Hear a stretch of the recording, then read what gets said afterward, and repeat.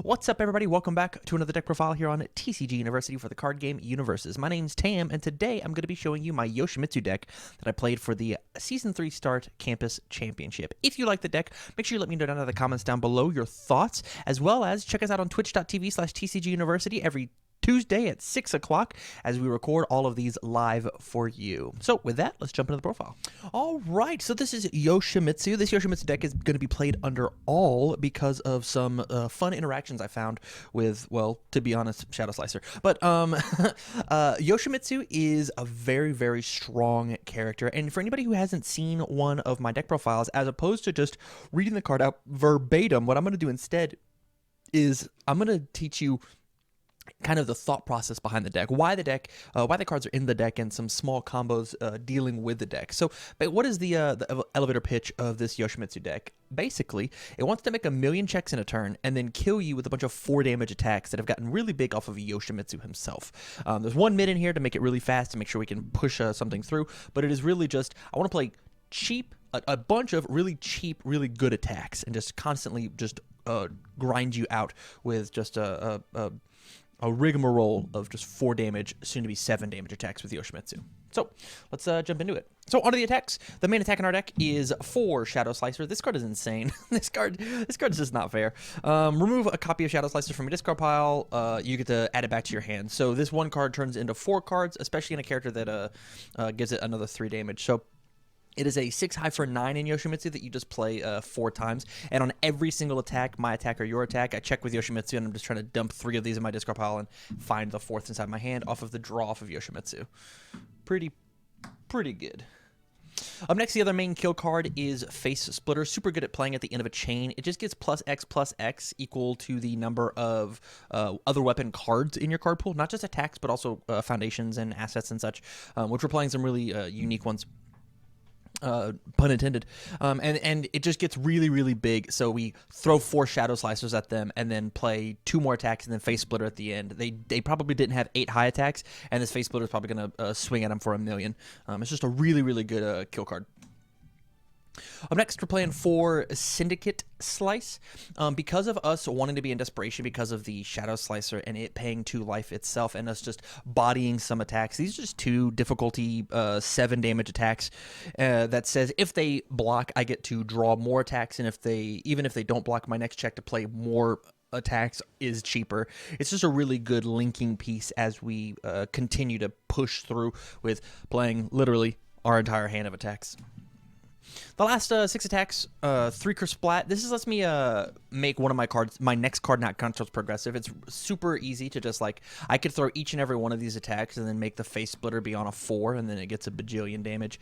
As well as it has the reversal keyword, so it's really scary playing against Yoshimitsu. The more attacks that you play, and as I said, on every single one of our attacks, we are checking off of Yoshimitsu to find the Shadow Slicers. I can turn around, block, and play the reversal, and then every time it just says my next high attack, and so it gets 3 damage, 3 damage, 3 damage. If you play 3 attacks and I block reversal you with the Curse Splat, this thing's getting +9 damage, which says that you have to block it, and you already have 3 cards, at least 3 cards in your card pool in order to deal with not including my Curse Splat stuff.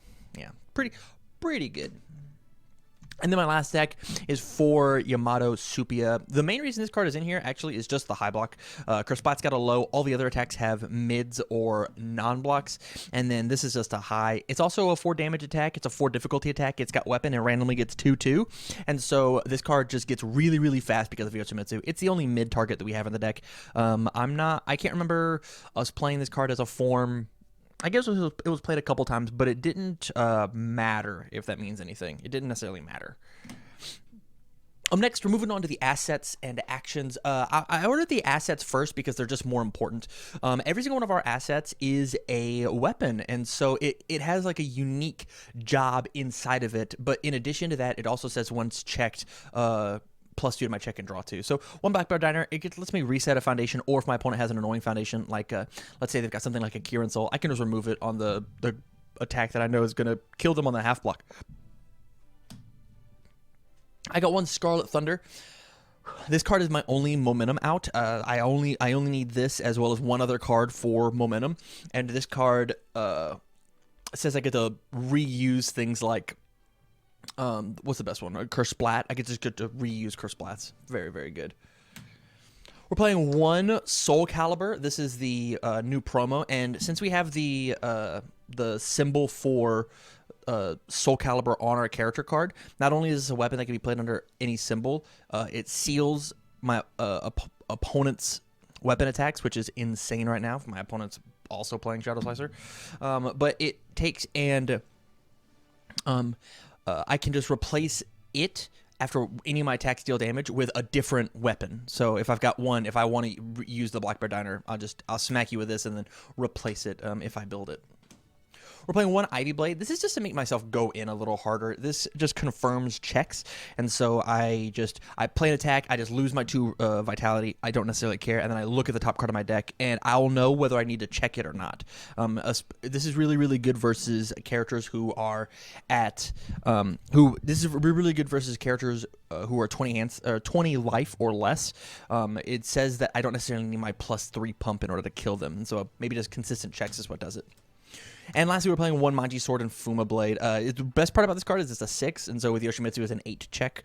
And then the once per turn destroy stuff is cool. It's super good on my opponent's turn. So after I block with a weapon card, I'll check my 7, and then they destroy one of their foundations. Onto the actions. We're just playing triple Let's Cut Loose. This is just to pick up a block. We have a 3 mid block with Breaker 2 on it. Probably the best target. Or the original Mecha Ninja that just says plus to my check. Or I take and I'll build something into my card pool and then bring it down with Let's Cut Loose and then continue to play it. This card's got a lot of utility as well as just being a 6. And remember, Yoshimitsu can respond on any check that he makes, but he only gets to draw on off of checking a weapon. So it's possible this is just an 8 check on our deck. On to the foundations. So I went ahead and just labeled these in their roles as opposed to just like, hey, here's a bunch of 4-ofs. But starting off, here's the weapon attack or weapon foundations. We got 4 original Mecha Ninja.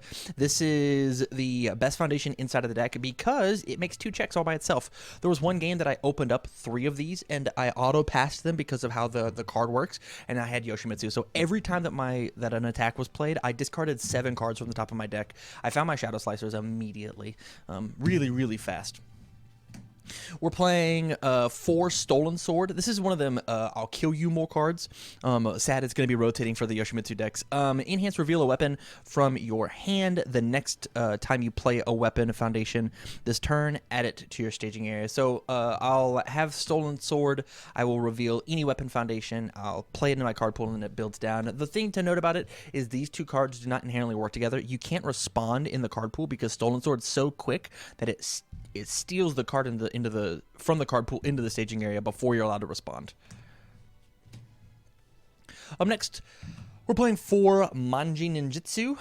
The best part about this card is, and this is the other momentum out, is the 4 once per turn discard momentum, add a weapon foundation from your discard pile to the top of your deck.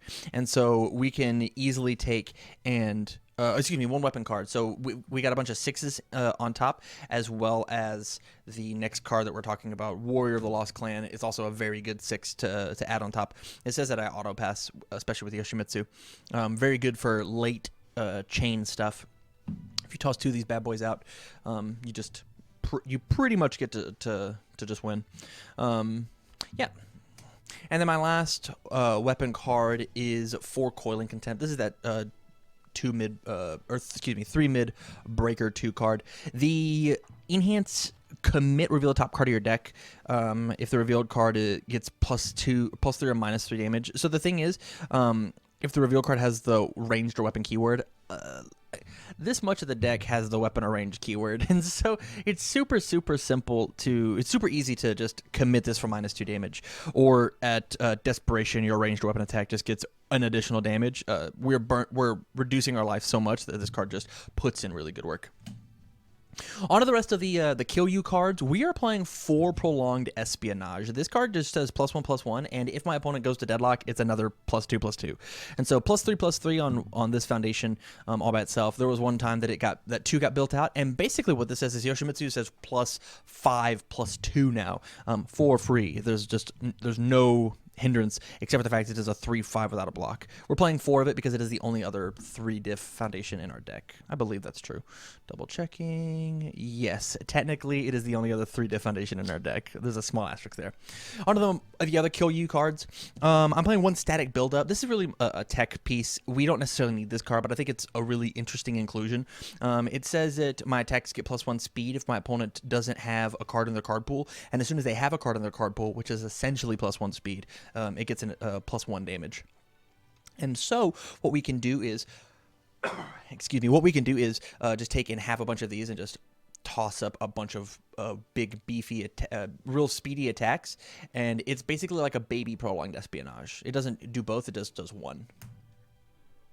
We're playing 1 True Identity. This card just says form commit, make my checks to play attacks way better, especially when I'm trying to play these really big strings and end with a face splitter at the end. Checking a 3 might be the thing that ends me. So checking a 3, just kidding, it was a 4 the whole time, and then only committing maybe the Yoshimitsu in order to pass it might be the thing that wins you the game. On to the defense, we're playing triple telekinetic mastery. TK Mastery just says that every time that my opponent does something, I discard the top card of my deck for +2 or -2 speed or damage, and it's a really easy way to get Shadow Slicers into your discard pile and still keep you alive. I'm okay checking the Shadow Slicer on these, as well as Yoshimitsu is allowed to respond and increase the buff. So maybe I did check a 4 on a 4 weapon, or I don't think we're playing any, but maybe you are. You can respond to TK Mastery and make it a 6, draw your 2 off of Yoshimitsu.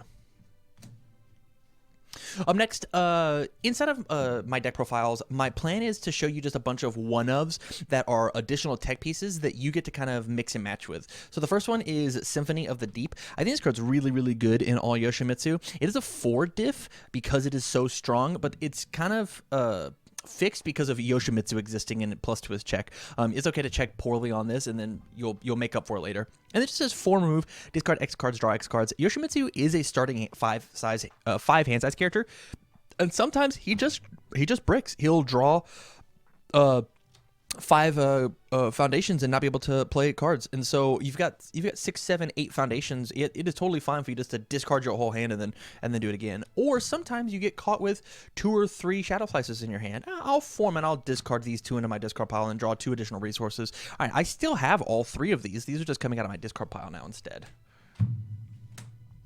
Up next, we're playing 1 Wandering Pirate. This is essentially 4 foundations in Yoshimitsu. I will respond and commit it, and then it'll ready a foundation that hasn't worked, and then at the start of my opponent's turn, I'll ready this and then ready another one. So it's 4 foundations on a turn cycle. It's 8 if you can figure out how to ready and commit it by doing some other cheeky stuff.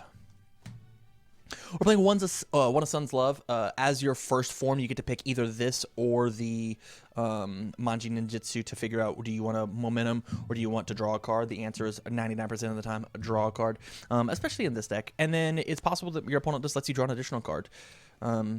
If they're taking that momentum, you've got to be careful though, because giving Yoshimitsu essentially 11 cards in the cycle of a turn is very, very scary. We're playing 1 Eliminating the Van. This card's really good because Yoshimitsu sometimes just has a bunch of cards in his hand, and the way that we're trying to play this deck is to be as aggressive as possible, and so it's possible we get completely tapped out. So leave up your Eliminating the Van and have a hand of 3 cards. That's -3 damage that maybe you can keep track of, and it's even more whenever we check with Yoshimitsu stuff. We're playing 1 Pilgrimage. Once per turn, discard a weapon card, draw a card. We got a ton of weapon foundations in this deck, so many that in your hand they're not that great, and so getting rid of it to draw 1 is fine. It is a 1/5 non-block, but in this particular deck, we had the space. Playing 1 English Aristocrat. A lot of our attacks don't have many. I think all of our attacks don't have many keywords, and so just +3 speed. Hey, you didn't block this. It's the other side of Yoshimitsu. And then because of how much we're paying life with the Shadow Slicers and such, it gives a little cushion of that 3 extra life. That might be the thing that saves it. And then my last card in the deck is Sense of Morals. This could be in here more, but I was finding that I didn't necessarily need it inside of testing. Respond, check a 4 after your foundation's been committed, ready it back. And you don't have to have a foundation that has been committed in order to play that. You can just take and play that enhance over and over again for the same way that you play OG Mecha Ninja and Yoshimitsu. It's just another check that we get to try and find the Shadow Slices under discard pile. All right, and so that's it. Yoshimitsu for the start of the Season 3. I absolutely loved this deck. I think Shadow Slicer is an amazing card, and everybody should be playtesting with it and trying to find the best, most optimal use of Shadow Slicer. I think that card could end up on the ban list at some point if people start cracking the code with that card, if you know what I'm saying. So, like I said at the top, make sure you go out to Twitch and follow out there in order to catch us whenever we go live. Make sure you check out the rest of the profiles here. There'll be a playlist on the channel, and join us on Patreon and we can talk about any deck that we make here on the channel. So from all of us here at TCG University, thank you very much for watching, and stay learned.